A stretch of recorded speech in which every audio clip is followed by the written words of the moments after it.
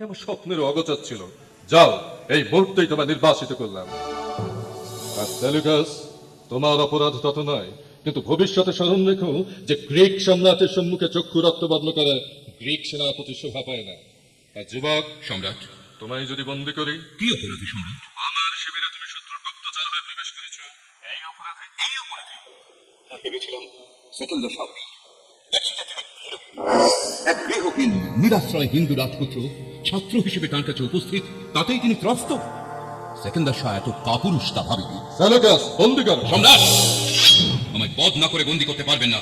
চমৎকার! বাহ বাহ! যাও ভি, আমি পরীক্ষা করছিলাম মাত্র। নির্ভয়ে তুমি তোমার রাজ্যে ফিরে যাও।